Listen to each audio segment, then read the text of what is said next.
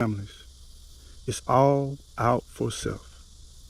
And you build a world where you still get taxed and the taxation goes just to building the machine.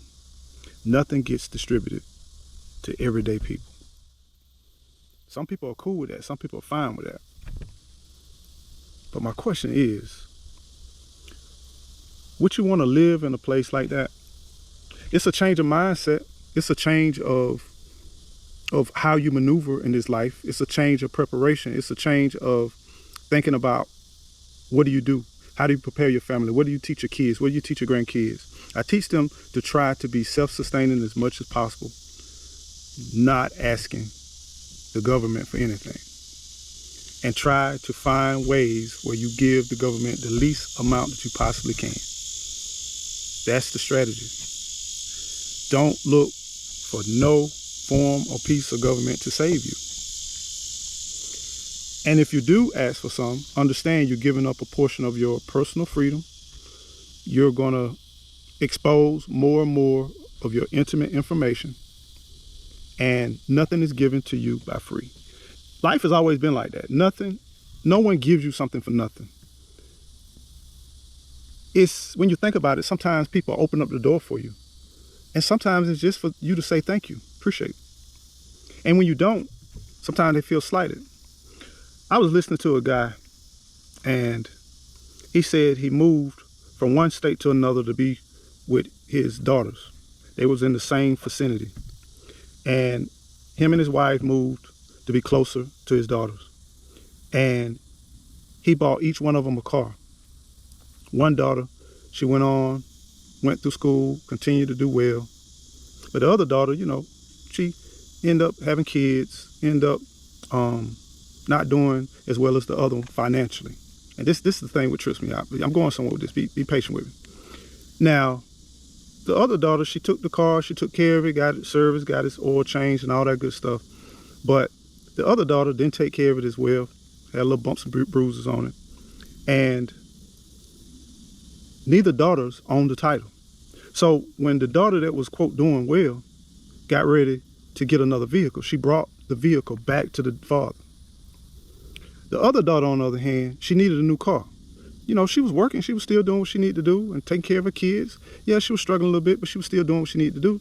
But to the father, she didn't take care of that car like he felt she should have. He didn't feel like she appreciated it like she should, even though she did, listening from his conversation. Because, I have to ask questions.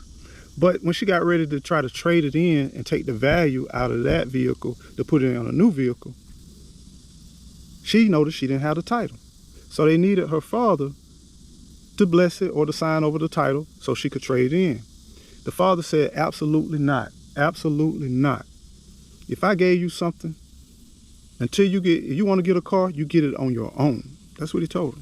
He said, if I gave you that car and you didn't even appreciate that car, and now you're trying to trade it in, and you're trying to get the money out of what I bought the car for, and you're trying to use it to get another car. You're grown enough to do that, then you're grown enough to get the car on your own. And I listened to this guy, and I thought about it. And I said, so what would make you feel like that? He said, well, when I grew up, my father, if he did something for us, he bought me a car. I remember he bought me a car, and all his kids a car. And you know what we did? We kept that car, or if we didn't, we got ready to get rid of the car. We brought the car back, and he would go and sell it.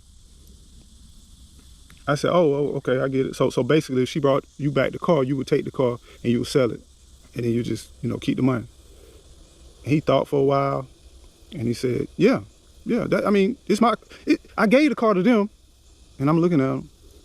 Okay, you gave the car to them, yeah, and for them to use, and she didn't even appreciate it. I said, okay. And I thought about that thing after I walked away from the guy, and I said, you know what? A lot of us, millions of us are like that. Now, me on the other hand, if I give my children anything, it's theirs. If I leave my kids anything, it's theirs. Because everything I got is theirs. And I come to the realization that people don't think like that. And I get it now why people really can't comprehend the way that we move and how we move, because some people not built like that. Some people, when you walk up to them, they thinking what you got, what you trying to take, and what you trying to get, or what you trying to sell, instead of just genuinely like, how you doing? How you feeling? How the day going for you? So what you do for a living? You know, people are afraid of friendship or afraid of letting their guard down. And I can't imagine growing up with, that's just one transaction, but imagine that the way that person grew up. And I'm not knocking it. It works for them, it works for them. But it's totally contrary to, I guess, my upbringing and my thinking. Because at the end of the day, this stuff is just stuff. This stuff is going to deteriorate. It's going to rot.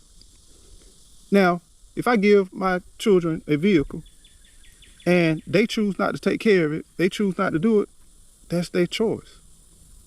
Guess what happens? They end up having to do another vehicle by themselves, right? Guess what happens?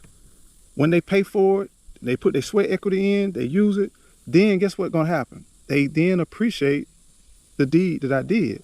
And I don't do it for their appreciation. I do it because I love them. I care for them, and they have a need, and I just gave them something to meet the need. I don't get it. I really don't get it. I don't understand why we move the way we move. I don't understand why we do it.